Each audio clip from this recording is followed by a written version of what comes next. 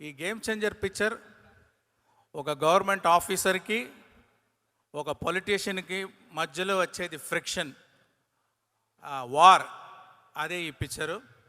దాంట్లో ఒక ఐఏఎస్ ఆఫీసర్గా చాలా డిగ్నిఫైడ్గా సటిల్గా బాగా యాక్ట్ చేశారు రామ్ చరణ్ గారు. ఆయనకి ఆ క్యారెక్టర్లో యాక్షన్ ఉంది, సెంటిమెంట్స్ ఉంది, అన్నీ చాలా బాగా చేశారు.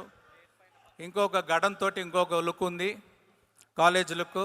దాంట్లో ఫైర్గా వస్తారు.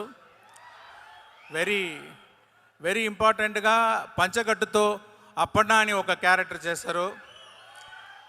అది పిక్చర్లో ఒక హైలైట్గా ఉంటుంది.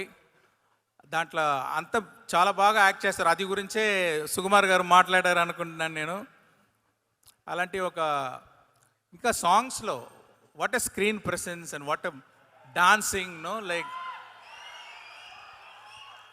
సాంగ్స్ చూస్తే ఇక్కడ రామ్ చరణ్ గారు చూడాలా, ఇక్కడ కేఆర్ అద్వానీ చాలా వాట్ ఎ బ్యూటిఫుల్ ఆర్టిస్ట్. మంచి పర్ఫార్మెన్స్, న్యాచురల్ పర్ఫార్మెన్స్ ఇచ్చారు. సాంగ్లో ఇద్దరికి కాంపిటీషన్, ఎవరు బెటర్గా డాన్స్ చేసేదని. మీరే చూసుకోండి ఎలా ఉంటుందని.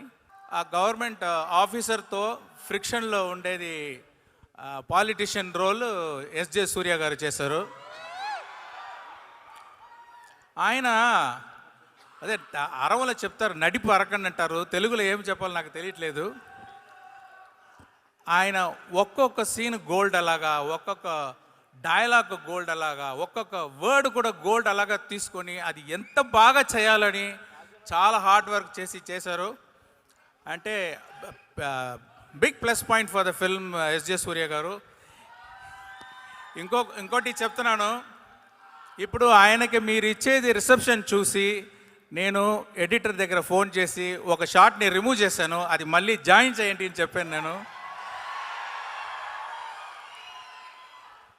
అలాగే అంజలి గారు, what a natural, what a talented actress she is.